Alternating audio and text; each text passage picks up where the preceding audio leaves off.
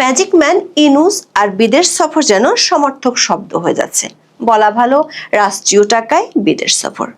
Magic দেখানোর স্বপ্ন দেখিয়ে ক্ষমতা আসার পর 14 নম্বর সফরে ইতালি যাচ্ছেন প্রধান উপদেষ্টা ডক্টর মোহাম্মদ ইউনূস।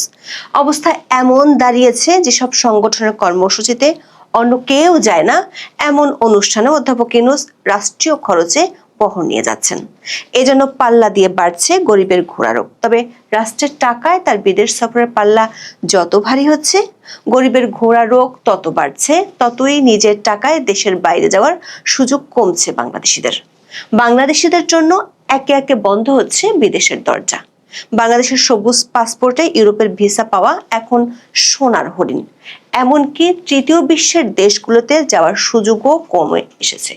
সেই সঙ্গে বিদেশে একের পর এক সংকুচিত হচ্ছে বাংলাদেশিদের শ্রমবাজার। এমনকি জুলাই আন্দোলনে জড়িত থাকায় আরব আমিরাতে বন্দী সবাইকে মুক্ত করতেও ব্যর্থ হয়েছে সরকার। প্রধান উপদেষ্টা যখন তার 14 নম্বর রাষ্ট্রীয় সফরে ইতালির উদ্দেশ্যে যাত্রার প্রস্তুতি নিচ্ছেন, তখন আরব আমিরাতের কারাগারে বন্দী এক জুলাই আন্দোলনকারীর মৃত্যুর খবর এসেছে। প্রশ্ন হলো, সারা বিশ্বের দরজা হঠাৎ করে কেন একে একে বন্ধ হচ্ছে বাংলাদেশিদের জন্য? বিশ্ব খেলোয়াড় হওয়ার স্বপ্ন দেখিয়ে বাংলাদেশি পাসপোর্টের মান তলানিতে নামিয়ে 14 মাসে কি অর্জন সরকারের? চলুন যাওয়া যাক বিশ্লেষণে।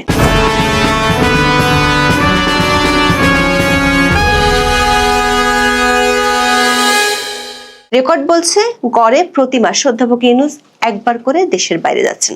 সে হিসেবে 14 মাস পূরণ হয়ে গেল, সফর হয়েছিল 13টি। তবে 14 নম্বর সফরটি ঠিক করতে সময় নিয়েছেন মাত্র একদিন। ক্ষমতায় আসার ঠিক 14 মাস পূর্তির 3 দিন পরেই নিজের 14 নম্বর রাষ্ট্রীয় সফরে ইতালি যাচ্ছেন মোহাম্মদ ইউনূস।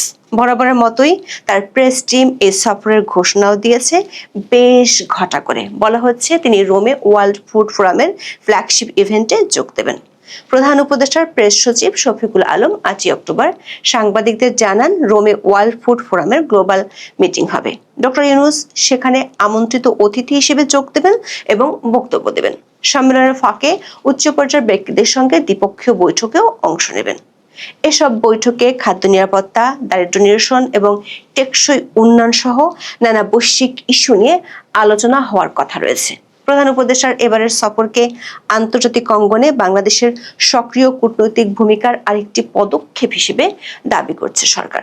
দর্শক, অন্তর্বর্তী সরকার প্রেস টিম ওয়ার্ল্ড ফুড ফোরামের ফ্ল্যাগশিপ ইভেন্টকে বিশাল এক আয়োজন হিসেবে দাবি করেছে, কিন্তু আমাদের অনুসন্ধানে আমরা এই দাবির পক্ষে সত্যতা খুঁজে পাইনি।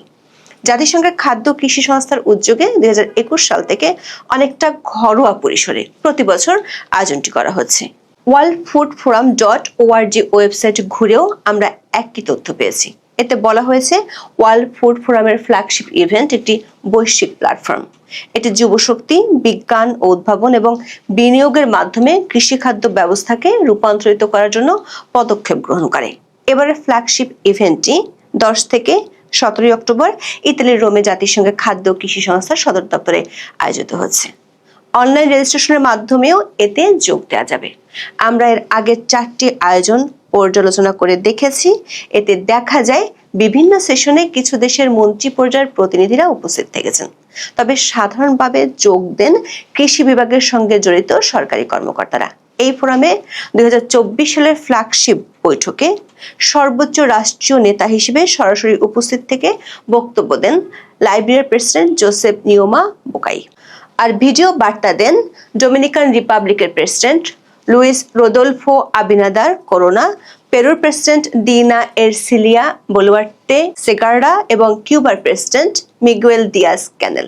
দর্শক, সরকারের পক্ষ থেকে দাবি করা হয়েছে এবারের আয়োজনে আমন্ত্রিত অতিথি হিসেবে বক্তব্য দিবেন ডক্টর মোহাম্মদ ইউনূস। আমরা বিষয়টি নিয়ে ওয়ার্ল্ড ফুড ফোরামের ফ্ল্যাগশিপ ইভেন্টের ওয়েবসাইটে এখনো কোনো তথ্য খুঁজে পাইনি। তবে 15 অক্টোবর একটি প্লেনারি সেশনের সূচি পেয়েছি, যেখানে কথা বলবেন কৃষি মন্ত্রণালয়ের দায়িত্বে থাকা উপদেষ্টা জাহাঙ্গীর আলম। সেখানে আলবেনিয়া, আলজেরিয়া এবং মেক্সিকোর কৃষি মন্ত্রীরাও বক্তব্য দেবেন। প্রশ্ন হলো, অর্থনীতির দুরবস্থার মধ্যে এমন একটি অগুরুত্বপূর্ণ আয়োজনে কেন বহর নিয়ে ইতালি যাচ্ছেন ডক্টর মোহাম্মদ ইউনূস? প্রধান উপদেষ্টার প্রেস টিমের দাবি অনুযায়ী এই সফর থেকে আন্তর্জাতিক অঙ্গনে বাংলাদেশের সক্রিয় কূটনীতির কি প্রমাণ আমরা পেতে যাচ্ছি। বিগত 13টি সফরের প্রতিটিতে দাবি করা হয়েছিল ওইসব সফরের পর বাংলাদেশে বিদেশি বিনিয়োগের বন্যায় ভেসে যাবে, কিন্তু গণমাধ্যমগুলোর খবরে বলা হয়েছে বিনিয়োগের আশার ফানুস আকাশে ওড়ার আগেই ফুটুস হয়ে অশ্বডিম্ব প্রসব করেছে। সরকারের পক্ষ থেকে যখন আন্তর্জাতিক অঙ্গনে ডক্টর ইউনূসের বিশাল কূটনৈতিক দক্ষতার দাবি করা হচ্ছে, ঠিক তখনই সংযুক্ত আরব আমিরাতের কারাগারে বাংলাদেশি বন্দীর মৃত্যুর খবর পাওয়া যাচ্ছে। প্রাণ হারানো আব্দুল হামিদ গত বছরের জুলাইয়ে আওয়ামী লীগ সরকার বিরোধী বিক্ষোভের দায়ে গ্রেপ্তার হন। এরপর অসুস্থ অবস্থায় কারাগারে 8 অক্টোবর তিনি মারা যান বলে জানান এনসিপির আন্তর্জাতিক সেলের সহ সম্পাদক আলাউদ্দিন মোহাম্মদ। তার তথ্যের ভিত্তিতে প্রতিবেদন এসেছে সংবাদ মাধ্যমে। জুলাই আন্দোলনের সময় সংযুক্ত আরব আমিরাতে প্রবাসী বাংলাদেশিদের একটি অংশ সংহতি জানায়। সে সময় আটক হন বেশ কয়েকজন বিক্ষোভকারী। পরে আবুধাবি ফেডারেল আদালত 57 জনকে 11 বছর থেকে শুরু করে যাবজ্জীবন পর্যন্ত কারাদণ্ড দেয়। এর বাইরেও আটক ছিলেন বেশ কয়েকজন। ক্ষমতায় এসে আরব আমিরাতে বন্দী জুলাই যোদ্ধাদের মুক্ত করতে দৌড়ঝাঁপ শুরু করে অন্তর্বর্তী সরকার। সে সময় দাবি করা হয়েছিল ইউনূস ম্যাজিকে সবাইকে ছেড়ে দিয়েছে আমিরাত সরকার। তবে পরে জানা যায় 26 জন ছাড়া পাননি কারাগার থেকে। তাদেরই একজন আব্দুল হামিদ কারাবন্দী অবস্থায় মারা গেছেন। এই মৃত্যুকে অন্তর্বর্তী সরকারের বড় ধরনের কূটনৈতিক ব্যর্থতা বলে অভিযোগ করেছে সরকারের মিত্র কিংস পার্টি এনসিপি। সংগঠনের পক্ষ থেকে বলা হয়, জুলাই আন্দোলনের কারাবন্দীদের মুক্ত করতে না পারা অন্তর্বর্তীকালীন সরকারের একটি বড় ব্যর্থতা। প্রবাসী কারাবন্দীদের মুক্তি ও দেশে ফিরিয়ে আনার দাবিও তুলেছে তারা। দর্শক, সরকার যখন ডক্টর ইউনূসের বিশাল আন্তর্জাতিক ভাবমূর্তি ও দক্ষতা প্রচার করছে, তখন একে একে বাংলাদেশিদের জন্য বন্ধ হচ্ছে বিভিন্ন দেশের দরজা। গত 20 সেপ্টেম্বর প্রকাশিত আমাদের একটি ভিডিওর শিরোনাম ছিল সংকটে ইউনূসের বাংলাদেশ, বাড়ছে আন্তর্জাতিক নিষেধাজ্ঞা ও হয়রানি। গত 7 অক্টোবর ঢাকা পোস্টের এক প্রতিবেদনে বলা হয়, একসময় ধারণা ছিল যত বেশি দেশ ভ্রমণ করা যাবে এবং পাসপোর্টে যত বেশি দেশের ভিসা থাকবে, পাসপোর্ট তত বেশি ভারী হবে, উন্নত দেশগুলো সহজে ভিসা দেবে। তবে দিন বদলে গেছে। বর্তমানে সবুজ মলাটের বাংলাদেশি পাসপোর্ট নিয়ে অধিকাংশ উন্নত ও উন্নয়নশীল দেশের যেন অ্যালার্জি। ভিসা দেওয়া তো দূরের কথা, যেসব দেশে ভিসা নন অ্যারাইভাল নিয়ম চালু আছে সেসব দেশেও বাংলাদেশের প্রবেশ করতে না দিয়ে বিমানবন্দর থেকে ফিরিয়ে দিচ্ছে। রিপোর্টটিতে বলা হয়েছে, দক্ষিণ পূর্ব এশিয়ার দেশ থাইল্যান্ড, মালয়েশিয়া, সিঙ্গাপুরের মতো জনপ্রিয় গন্তব্য বাংলাদেশের নাগরিকদের জন্য ভিসা পাওয়া কঠিন হচ্ছে। এসব দেশের ভিসা প্রক্রিয়াকরণের সময় দীর্ঘ হচ্ছে, প্রত্যাখ্যানের হার বাড়ছে এবং পুরনো সুবিধাগুলো সীমিত করা হচ্ছে। দীর্ঘ যাচাই বাছাই শেষে ভিসা পেলেও অনেক বাংলাদেশি পাসপোর্টধারীকে ইমিগ্রেশনের নানা কারণে অফলোড করে দেশে ফেরত পাঠানো হচ্ছে। বাংলাদেশি পাসপোর্টের গুরুত্ব তলানিতে নেমে যাওয়ার কথাও বলা হয় প্রতিবেদনে, যেমনটা আমরা গত 20 সেপ্টেম্বরের প্রতিবেদনে বলেছিলাম। ঢাকা পোস্টের রিপোর্টটিতে বলা হয়, নেপাল, মালদ্বীপ, শ্রীলঙ্কার মতো পর্যটন নির্ভর দেশগুলো বাংলাদেশিদের বিমানবন্দর থেকে ফিরিয়ে দিচ্ছে। অথচ এসব দেশে নির্দিষ্ট শর্ত পূরণ সাপেক্ষে ভিসা অন অ্যারাইভাল সুবিধা চালু আছে, অর্থাৎ নির্দিষ্ট শর্ত পূরণ করে বিমানবন্দর থেকে মুহূর্তে ভিসা দেওয়ার কথা। একসময় বিনামূল্যে অন অ্যারাইভাল ভিসা দেয়া ইন্দোনেশিয়া এখন সহজে ভিসা দিচ্ছে না।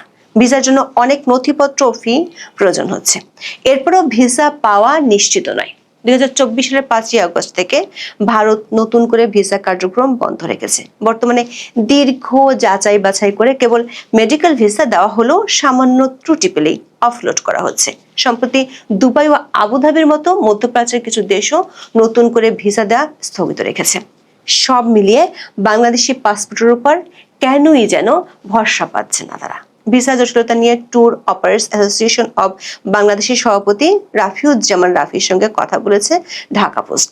তিনি জানান, পর্যটন বান্ধব প্রতিবেশী দেশগুলো ভিসা বন্ধ করে দিয়েছে। ভারত, কাতার, বাহরাইন, মিশর, দুবাই, আবুধাবি, ভিয়েতনাম বন্ধ রেখেছে। ভিসা দিতে অতিরিক্ত সময় নিচ্ছে তুরস্ক। ফিলিপাইন তাদের ভিসার আবেদন প্রক্রিয়া জটিল করেছে।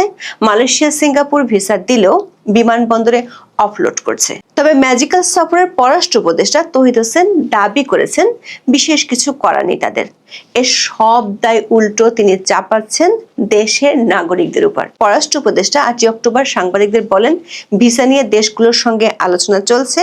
বাংলাদেশের রেপুটেশনের প্রশ্নে ভিসা জটিল হয়ে গেছে। তিনি নিজের ঘর গোছানোর পরামর্শ দিয়েছেন। পররাষ্ট্র উপদেষ্টা যখন নাগরিকদের শুদ্ধ হওয়ার পরামর্শ দিচ্ছিলেন, ঠিক তখন অগুরুত্বপূর্ণ এক সফরে ইতালিতে যাওয়ার প্রস্তুতি নিচ্ছেন ডক্টর মোহাম্মদ ইউনূস। যে দেশটিতে তিনি রাষ্ট্রীয় সফরের নামে যাচ্ছেন, সেখানকার প্রধানমন্ত্রী জর্জিয়া মেলোনির ঢাকা আসার কথা ছিল গত আগস্টে। প্রধান উপদেষ্টার সঙ্গে বৈঠকেরও কথা ছিল, তবে আকস্মিকভাবে বাতিল হয় সে সফর। এর কারণ খুব একটা স্পষ্ট হয়নি গত 1 মাসও। আবার ডক্টর ইউনূস ইতালি যাত্রার পরিকল্পনা ঘোষণা করলেও সেখানেও মেলোনির সঙ্গে বৈঠক হবে কিনা তার কোনো সুস্পষ্ট